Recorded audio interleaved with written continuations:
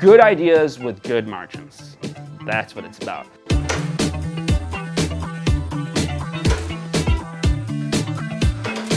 My name is Patrick Chirico. I'm CEO and designer of Wrecords by Monkey. We're a Brooklyn-based design firm that makes everything from recycled records. Wrecords by Monkey has been making things from recycled records since 2004. We have gone from our first product being the record bracelet, and we've grown into having a full interior design, custom private label section, as well as technology products.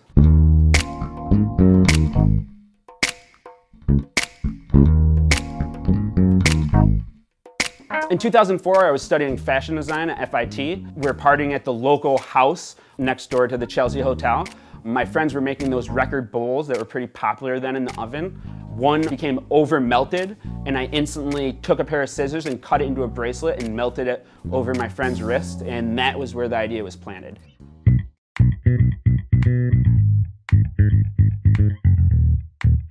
We use three main processes at Wrecords by Monkey. We laser cut, we silk screen, and we do a lot of hand cutting. Silk screen is pretty basic. You digitally print off an image and you burn a screen. It's the easiest way to reproduce. It's a great way to have one of a kind and a limited run of prints, and we hand silk screen a lot of our products. We usually use water-based inks and mix all of our own colors so that we have these very unique, bold colors that stick out on the black vinyl.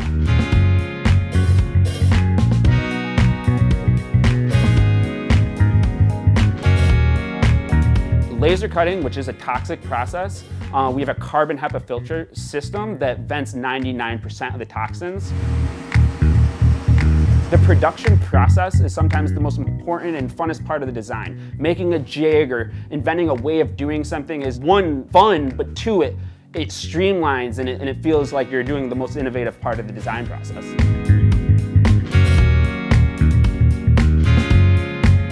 We get most of our vinyl from 2 local record stores. We do get it from other record collectors and sellers. We also get it from people who pass away and are donating collections.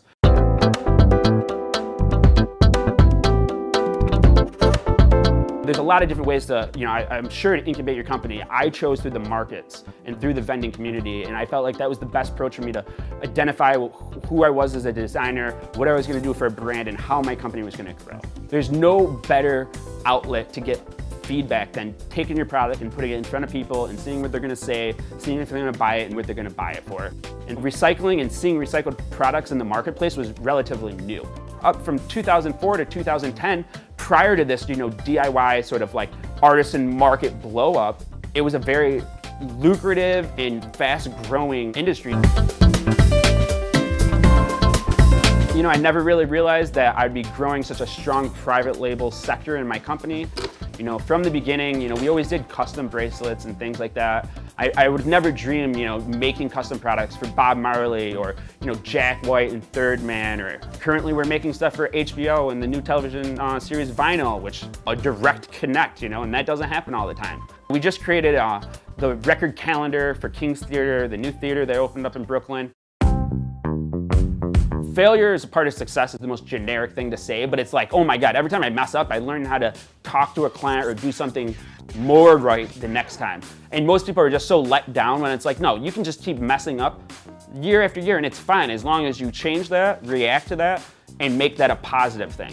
Because it's all about presenting yourself with a clear, cohesive message. And it's hard to do that right from the get-go. And so there is a lot of zigzagging, a lot of things that have gone wrong, but those are always the most important part of making your brand stronger and learning what to do right.